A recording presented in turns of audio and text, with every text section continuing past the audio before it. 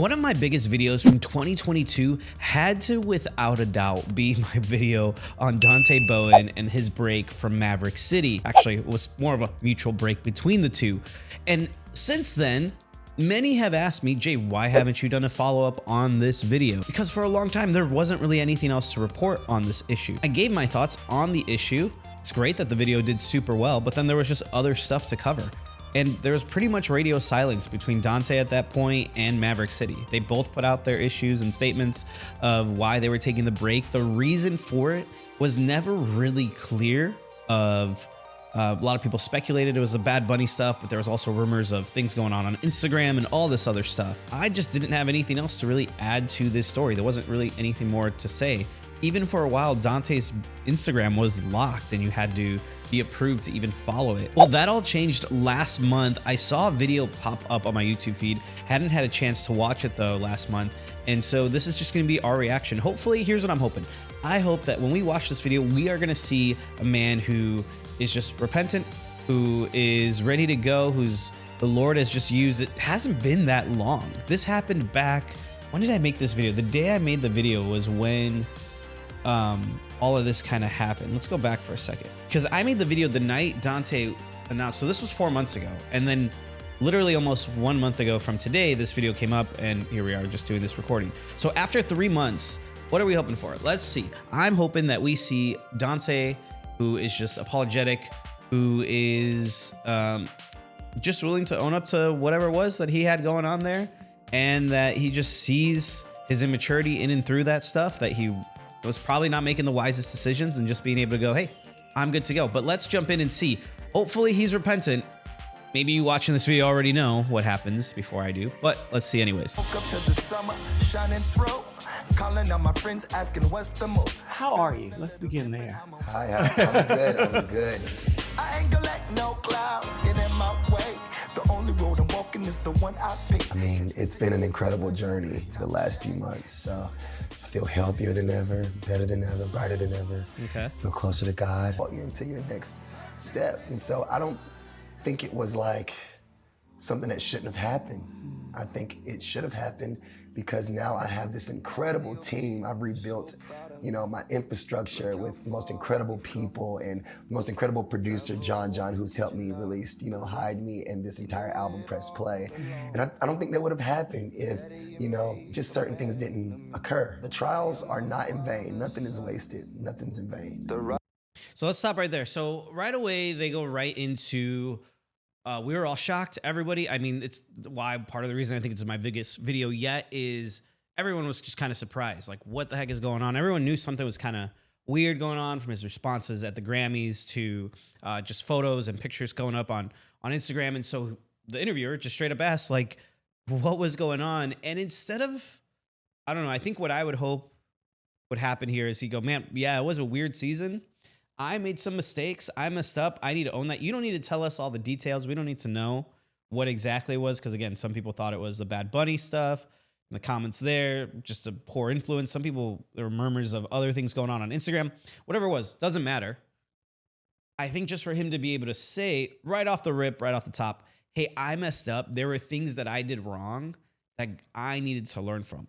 That's not what he does here, though. Instead, he pivots it more to like a Job story of like, hey, I was just this faithful follower of God. I was just doing my thing, doing music.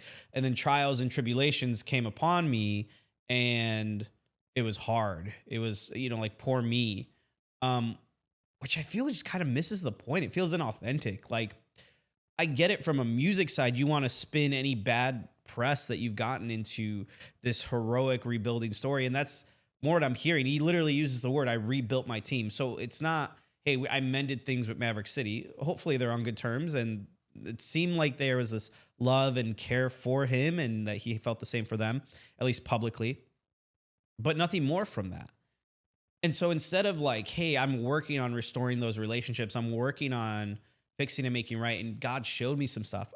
The fact that he made more music, okay, he's a musician, like, and that could be part of his process of how he expresses his emotions. I don't think that's wrong. But it's using that bad press to spin a new song in this way, while not the worst thing in the world.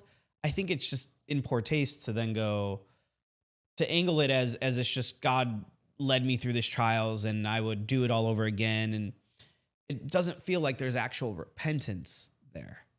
You see, in the story of someone like Peter, when he sinned against the Lord publicly by denying him, when someone's like, you're one of his disciples, he's like, no, I'm not, right? What Jesus ended up doing is he restored him publicly.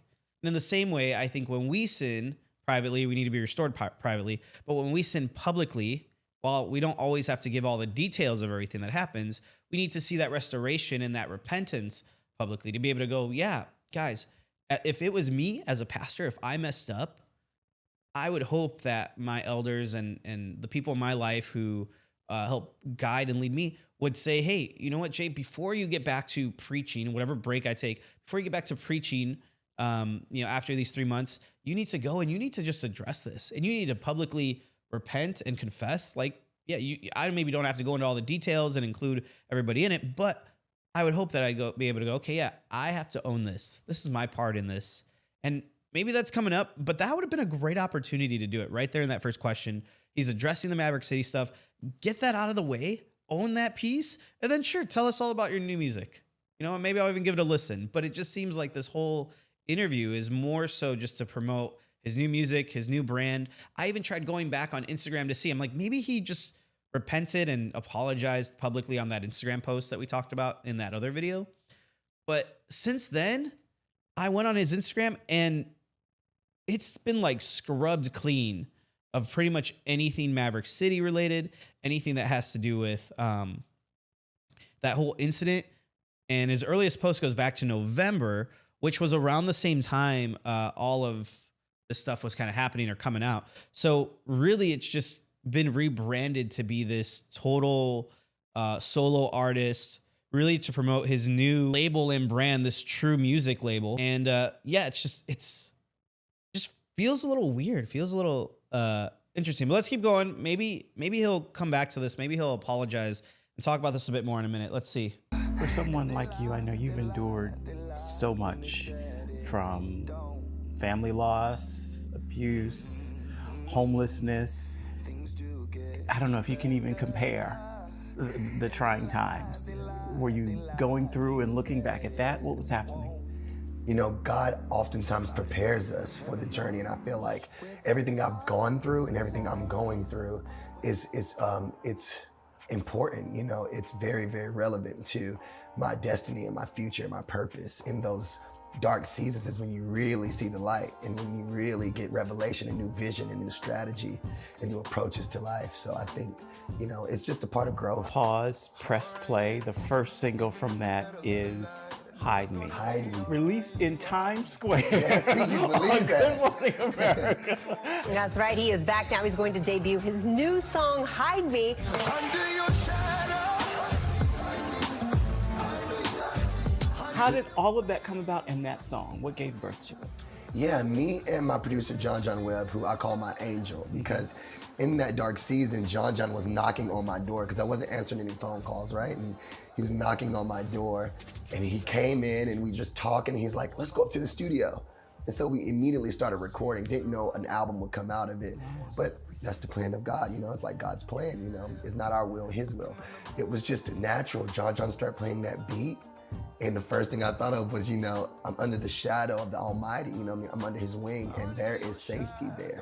And I think this entire season has been me under the shadow of the Almighty. I felt so hidden, so protected, and close to him.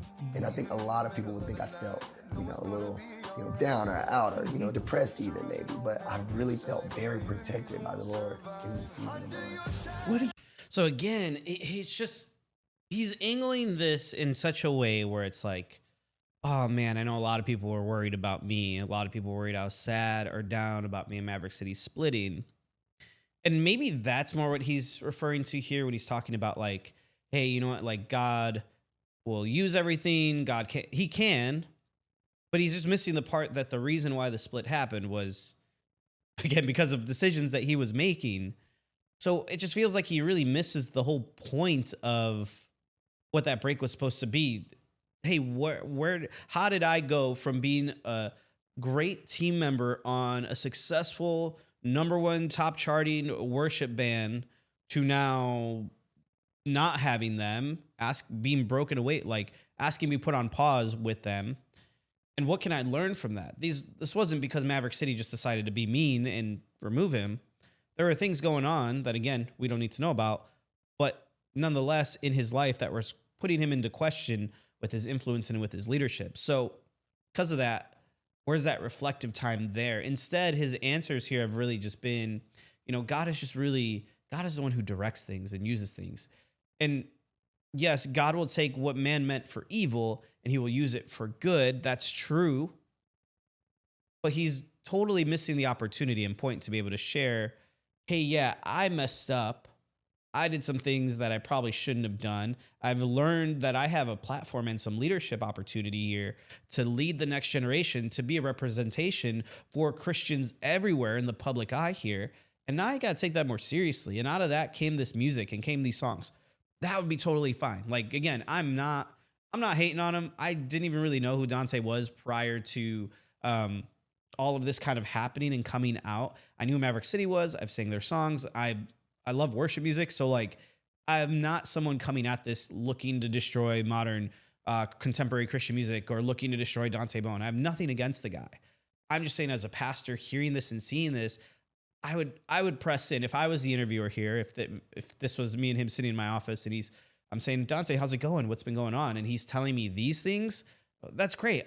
Awesome. I hope your new music goes really well. But what have you learned in this time? Not just how you felt being under the wings of God or being protected or hidden. Like, that's great. But what did you learn? Like, there was a reason you separated from Maverick City. There's a reason Maverick City separated from you. What did you learn in that time? Help me to understand, and I just think he would gain so much more of what he's, I think, trying to look for and do in this interview. Like, find the favor of just Christians who want to listen to his music, or maybe, again, are hesitant now because they're like, whoa, like, what happened to Maverick City? And I just would want those good things for him. I would hope that, I think that's what he wants too, but it almost feels like they're going the Hollywood route of just like, let's just ignore it. Let's not really talk about it. Let's just, let's put a little bit of a Christian spin on it and say, God has a plan and it's God's will. And, but at the core of it, it's still pretty much just the same Hollywood strategy that you would normally see and hear, just a spin on bad decisions an artist has made. But let's see, there's a few minutes left in it. Maybe he'll mention this at the end. You think it was? So at the end here, we kind of get to hear him ask, like, how does it feel now? You don't longer have Maverick City or Bethel music. I guess he came out of Bethel. Again, I didn't know a ton about him prior to making that first video. But now he's just got his own team. He's doing his own thing. And again, I don't think that's wrong. He said they're still friends with Maverick City and everything like that. But it just feels like it really just it's a missed opportunity. I don't even know if I'll be able to use all of his footage here because the whole time it had his song underneath it. So you might see 2 iterations of this video. Sorry in advance if you see it pop up on your feed again after you watch this. But I don't know. I feel like there's just a really good opportunity for him.